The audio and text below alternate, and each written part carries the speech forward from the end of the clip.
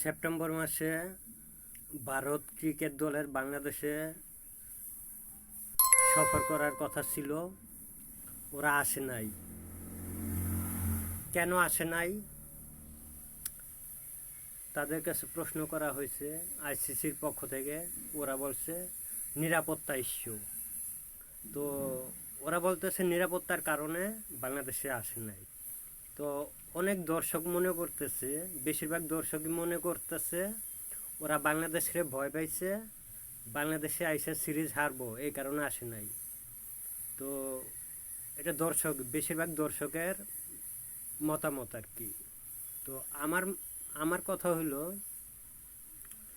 বাংলায় একটা কথা আছে, হিন্দু মানুষের কি আছে মনে জানে না তার ধনে।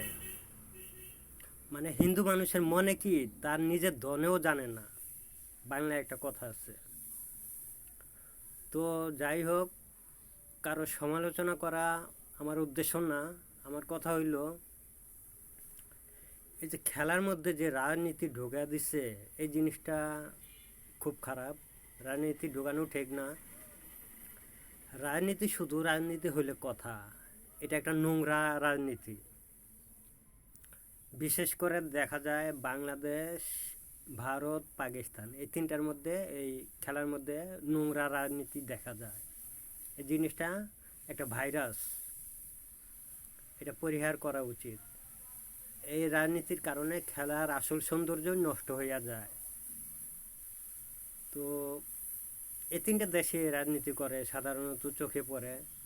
শ্রীলঙ্কাতে খেলায় রাজনীতি নাই, নিউজিল্যান্ডে নাই, ইংল্যান্ডে নাই, অস্ট্রেলিয়াতে নাই, আফ্রিকায় নাই, আফগানিস্তানে নাই।